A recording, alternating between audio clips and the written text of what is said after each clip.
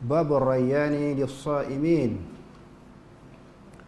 Bab pintu rayyan untuk orang-orang yang berpuasa.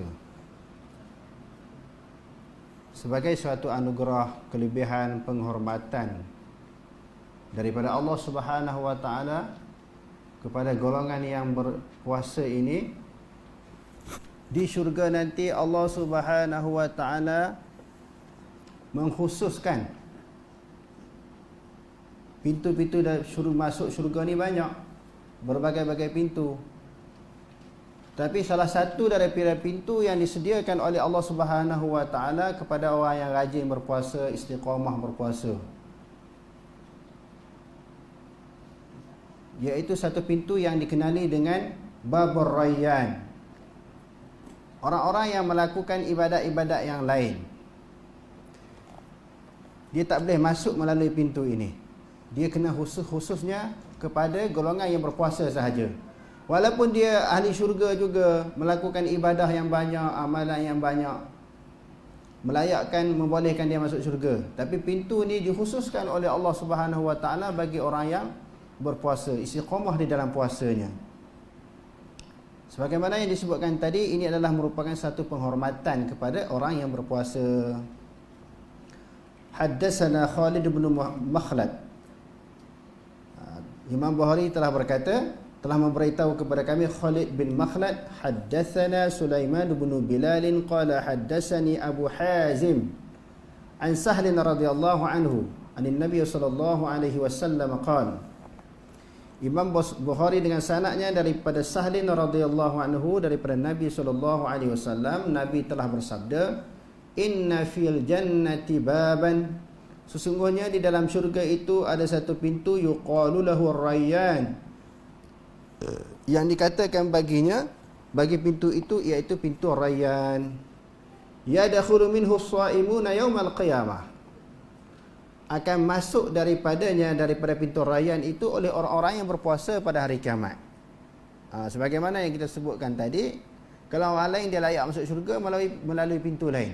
Pintu ini hanya ditentukan, dikhususkan bagi orang yang berpuasa. La yadkhulu minhu ahadun ghairuhum, tidak sekali-kali masuk ke dalam syurga melalui pintu itu seseorang melainkan mereka, iaitu orang yang berpuasa.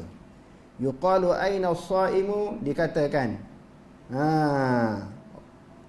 dikatakan di sini maknanya dipanggil, disuruh, siapakah orang-orang yang berpuasa? Di mana orang yang berpuasa? Jadi nak buat tawaran kepada golongan yang berpuasa, nak senang, memudahkan mereka, mereka ditentukan, dikhususkan masuk melalui pintu ini. Fayaqumuna, lalu mereka pun berdirilah, orang-orang yang berpuasa di atas dunia, berpenat, terpaksa menahankan diri daripada lapar dan dahaga, mereka pun bangun. Siapa dia? Maknanya golongan yang berpuasa. La yadkhulu minhu ahadun ghairuhum, tidak akan masuk melalui pintu ini seseorang melainkan mereka. Fa idza dakhalu ughliqa, bila semua orang-orang puasa di atas dunia ni dah masuk dah melalui pintu tu, lalu ditutuplah pintu itu. Jadi kalau nak masuk juga melalui pintu lain. Bukan kata mereka ahli ibadat, orang yang layak masuk syurga ni tak dapat masuk, dapat masuk. Tetapi pintu ini dikhususkan oleh Allah Ta'ala kepada golongan yang berpuasa sahaja. Falam yadkhul minhu ahadun, maka tidak akan masuk melaluinya oleh seseorang, walaupun dia melakukan ibadat, amalan yang banyak, pahala yang banyak melalui ibadat-ibadat yang lain, melalui ibadat-ibadat yang lain seperti baca Quran ke, banyak berdoa, banyak bersedekah, tapi dia ada pintu-pintu yang lain. Sebagaimana yang disebut di dalam hadis-hadis Nabi bahawa pintu syurga ini banyak. Cuma salah satu daripadanya dinamakan pintu Rayyan, dikhususkan kepada orang yang berpuasa. Haddatsana Ibrahim bin al-Munzir qala haddatsani Ma'lun qala haddatsani Malik an Ibn Shihab an Humayd bin Abdurrahman an Abi Hurairah radhiyallahu anhu. Imam Bukhari dengan sanadnya daripada Abu Hurairah radhiyallahu anhu, anna Rasulullah sallallahu alaihi wasallam qala, dia kata sesungguhnya Rasulullah sallallahu alaihi wasallam telah bersabda, man anfaqa zawjaini fi sabilillah, barang siapa yang menafkahkan sepasang daripada pada jalan Allah. Sepasang di sini, sedekah ataupun infak pada jalan Allah Ta'ala ni, dia banyak perkara yang boleh diinfakkan, seperti wang ringgit, biji rin, ternakan, galian. Banyak kan? Kalau kita baca dalam bab sedekah tu dan juga bab zakat ni, banyak benda-benda yang boleh diinfakkan pada jalan Allah Ta'ala. Jadi sepasang di sini maknanya mungkin daripada duit ataupun kambing, ataupun kambing daripada syair, ataupun syair daripada zahab ataupun digabung dengan fiddah. Ini maknanya dipanggil pasang, sepasang. Kalau nak menafkahkan pada jalan Allah Subhanahu Wa Taala, satu bentuk daripada jenis yang boleh dikeluarkan sedekah pun sudah memadai, sama ada jenis duit ke, jenis gandum ke, jenis ternakan ke, jenis biji rin, galian. Satu jenis pun susah sebenarnya nak mengeluarkan infak pada jalan Allah Ta'ala. Jadi banyak benda-benda, perkara-perkara yang disebutkan tadi, jenis-jenis yang boleh diinfakkan pada jalan Allah Ta'ala ni, dia bagi dua jenis, maknanya sepasang. Lalu apakah ganjaran pahala yang akan diperolehi? Dalam hadis ini disebut nudiya min abwabil jannah, lalu akan disuruh dipanggil daripada pintu-pintu syurga. Mana-mana pintu syurga dia boleh masuk. Ya abdallah, wahai hamba Allah, hadza khairun, ini adalah satu kebaikan. Faman kana min ahli salah du'iya min babil salah, maka barang siapa daripada ahli sembahyang, bukan sahaja dia sembahyang 5 waktu, dia banyak memperbanyakkan sembahyang-sembahyang sunat, diseru dipanggil melalui pintu sembahyang. Wa man kana min ahli al-jihad nudiya min babil jihad, barang siapa yang jenis ahli jihad, selalu berperang pada jalan Allah Ta'ala, memerangi musuh Allah Subhanahu Wa Ta'ala, maka dia akan diseru melalui pintu jihad. Wa man kana min ahli siyam du'iya min babil rayyan, dan barang siapa dia adalah merupakan daripada ahli puasa, orang yang rajin berpuasa di atas dunia, maka dia akan diseru melalui pintu rayyan, iaitu pintu khusus kepada orang yang berpuasa. Wa man kana min ahli sadaqah du'iya min babis sadaqah, dan barang siapa yang merupakan daripada ahli sedekah, suka bersedekah, dia diseru daripada pintu sedekah. Faqala Abu Bakr radhiyallahu an, bila Nabi SAW bersabda begitu, maknanya manusia di akhirat nanti akan masuk syurga melalui ibadat masing-masing. Apakah ibadat yang banyak dipersembahkan kepada Allah Ta'ala, dia akan diseru, dipanggil melalui pintu tersebut. Kalau tadi kita sebut puasa tadi, melalui pintu Babur Rayyan. Lalu Sayyidina Abu Bakar Siddiq, bila Rasulullah menyampaikan hadis tersebut, lalu dia kata, bi abi anta wa ummi ya Rasulullah, demi ayahku dan juga ibuku wahai Rasulullah, ma'ala man du'iya min tilkal abwabi min daruratin. Dia kata tidaklah orang-orang yang disuruh daripada pintu-pintu tersebut daripada suatu keperluan. Maknanya asalkan dapat masuk syurga, padanlah. Tak kisahlah nak masuk dari pintu-pintu rayyan ke, pintu solah ke, pintu zakah ke, pintu jihad ke, tak kisah. Jadi matlamat orang melakukan ibadat ini nak mendapat keredaan Allah. Hasil daripada keredaan dan rahmat Allah Subhanahu Wa Ta'ala membolehkan dia masuk syurga. Terpulanglah nak masuk pintu mana pun, tak ada kepentingan, tak ada keperluan, asal masuk syurga pun dah okey dah. Kalau kita pun fikir macam tu lah, masuklah pintu mana pun, asalnya lepas ke dalam, tak kira masuk pintu apa. Kalau orang yang koman macam kita ni, kodi macam kita ni, dapat masuk syurga yang paling bawah pun kira besar dah. Bukan kata syurga Firdaus, hak paling bawah pun kira okey dah, takut tak layak. Tapi Nabi SAW bersabda, kalau kamu nak minta, mintalah fas'alil firdausal a'la. Nabi sebut lagu tu, kalau nak minta, minta hak besar, minta hak besar, hak tinggi, hak paling hebat. Jangan minta hak komai-komai, minta hak paling hebat. Sebab Allah Ta'ala boleh bagi semua. Itu atas kuasa Allah Subhanahu Wa Ta'ala. Cuma kita ukur dengan nisbah ibadat kita, amalan kita, pahala kita, lemahnya kita ni dapat masuk syurga yang paling bawah pun kira okey dah. Jangan masuk neraka je. Kalau bagi kita kan. Jadi Abu Bakar ni dia tanya. Tak ada kepentingan. Dia apa dia? Nak masuk apa dia dibuka berbagai-bagai pintu. Asalkan yang pentingnya dapat masuk syurga. Fahal yud'a ahdu min tilkal abwabi kulliha. Adakah Rasul ditanya kepada Rasulullah yakni Abu Bakar, hal yud'a ahdu min tilkal abwabi kulliha. Adakah akan diseru dipanggil akan seseorang daripada pintu-pintu tersebut? Pintu sembahyang panggil, pintu puasa panggil, sedekah panggil, pintu jihad panggil. Jadi Abu Bakar tanya, adakah setiap pintu akan menyeru mereka? Kalau dia ni memang jenis sembahyang, jenis puasa, jenis berjihad, jenis bersedekah, adakah manusia ataupun seseorang akan dipanggil kepada semua pintu? Qala na'am. Rasulullah kata ya. Rasulullah kata ya, dipanggil daripada semua pintu. Wa arju an takuna minhum. Aku mengharapkan kamu sebahagian daripada kalangan mereka yang diseru daripada semua pintu. Hadirin sekalian, sebab apa Rasulullah sallallahu alaihi wasallam kata begitu kepada Abu Bakar? Bila Abu Bakar tanya, adakah manusia dia akan diseru dipanggil oleh semua pintu? Rasulullah kata iyalah, kalau dia jenis semua kaki ibadat, kaki sembahyang, kaki puasa, kaki zakat, kaki jihad.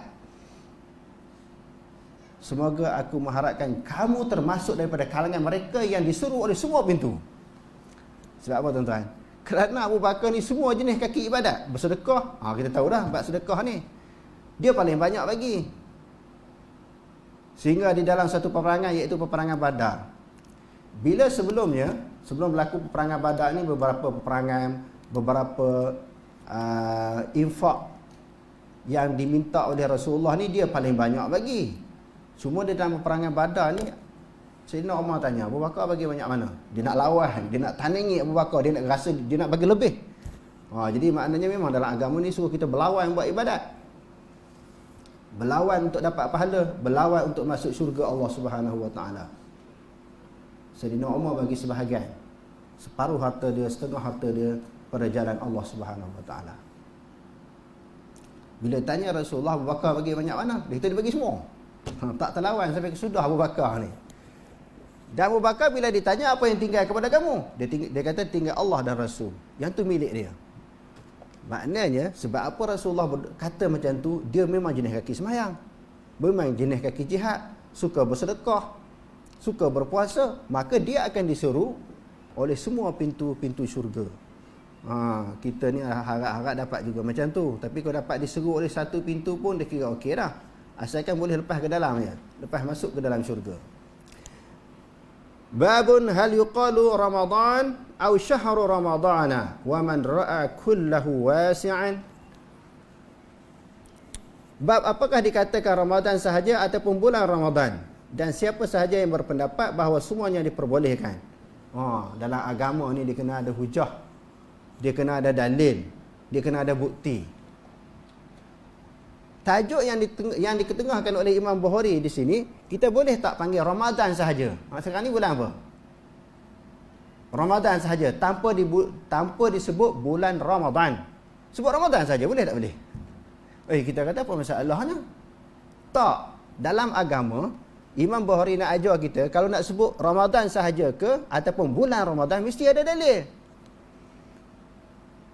Diasuh, dididik kepada kita supaya setiap perkataan, setiap hujah yang kita sebut, setiap apa yang keluar daripada mulut kita mesti dibuktikan dengan dalil. Sampai macam tu, boleh tak sebut Ramadan saja, Syawal, Muharram, Safar, tanpa disebut bulan Safar, bulan Muharram, bulan Syawal. Jadi di sini sebahagian pendapat kata padan dengan sebut Ramadan, tak payah sebut dengan bulan Ramadan. Ada juga pendapat yang kata boleh bebas, sama ada nak sebut bulan Ramadan sahaja, ataupun bulan Ramadan. Sama ada nak sebut Ramadan sahaja ataupun bulan Ramadan. Semuanya diperbolehkan. Ini suatu keluasan. Kerana di sana kedua-dua dalil ada berdasarkan kepada hadis Nabi. Wa qala an-nabiy sallallahu alaihi wasallam man shama ramadana. Tengok. Golongan yang pertama kata boleh sebut Ramadan je.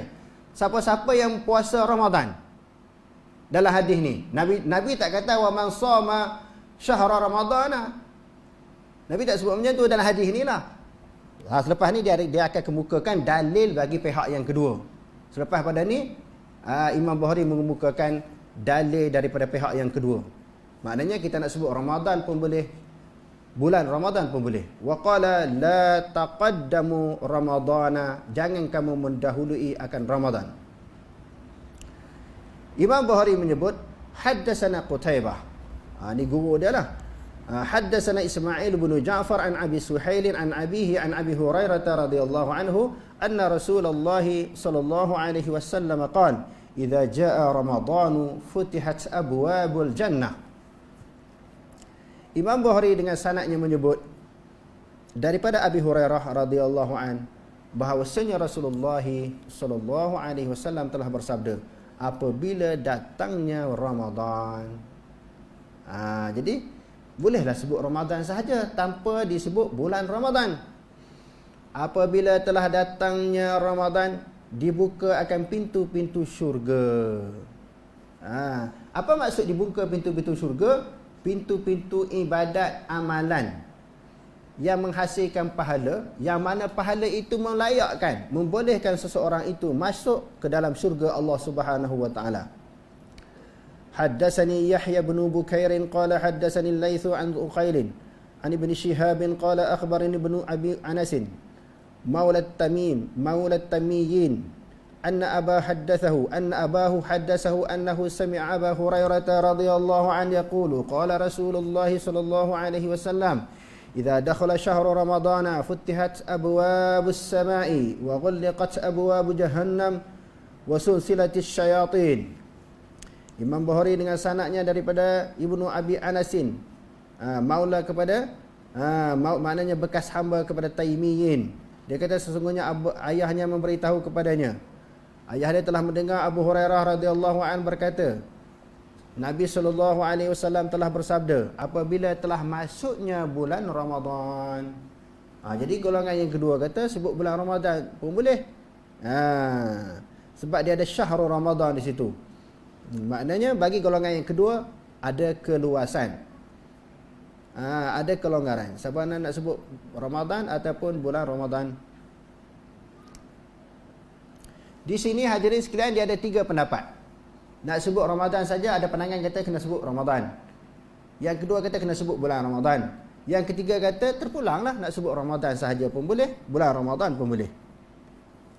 Apabila masuk bulan Ramadan,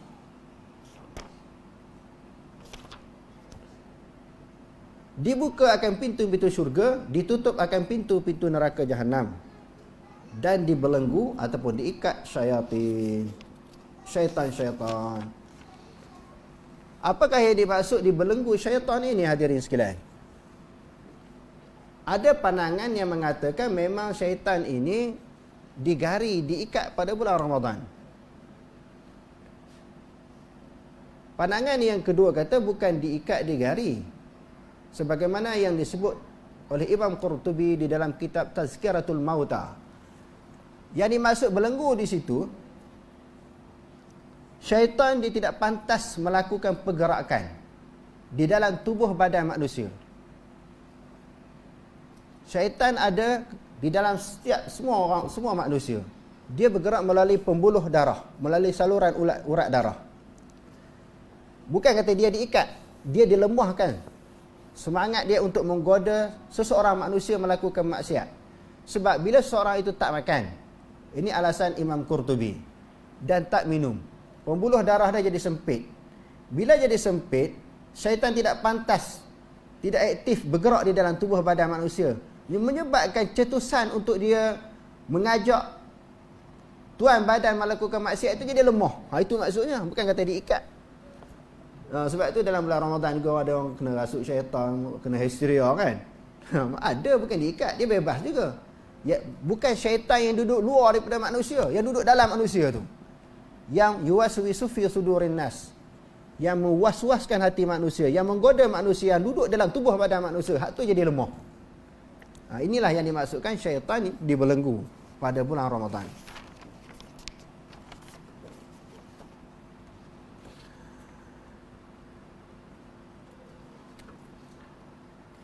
حدثنا يحيى بن بكير قال حدثني ليث عن أقيل عن ابن شهاب قال أخبرني سالم أن ابن عمر رضي الله عنهما قال سمعت رسول الله صلى الله عليه وسلم يقول.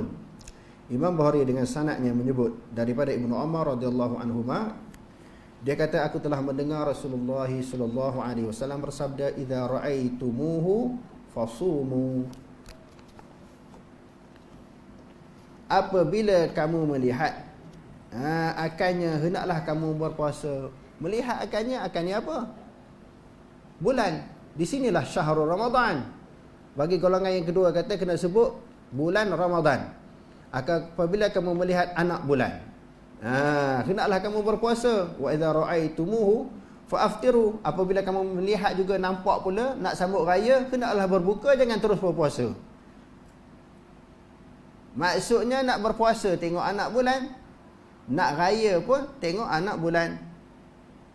Fa in ghumma 'alaikum faqduru lahu.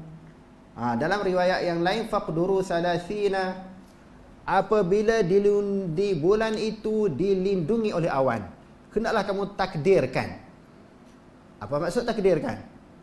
Maknanya kalau 29 kita tengok kan dilindungi oleh awan, besok cukup tak 30? Maka perhabis 30. Kalau tak nampak lagi, maknanya lusa dah confirm raya. Kamu takdirkan 30. Sebab sebanyak-banyaknya 30 saja. Kalau 29 dah nampak, maka maknanya berayalah, sambutlah raya, tinggallah puasa. Kalau tak nampak, tentukan 30. Berdasarkan kepada hadis ini, golongan yang kedua kata kena sebut bulan Ramadan. Sebut bulan sebab idza ra'aitumuhu, hu tu maknanya bulan. Apabila kamu melihat akannya, iaitu anak bulan, hendaklah kamu berpuasa. Dan begitu juga apabila kamu telah melihat anak bulan, hendaklah kamu menyambut raya. Wallahu alam, aqulu qawli hadza wastaghfirullahal azim li wa lakum. Wassalamu alaikum warahmatullahi taala wabarakatuh.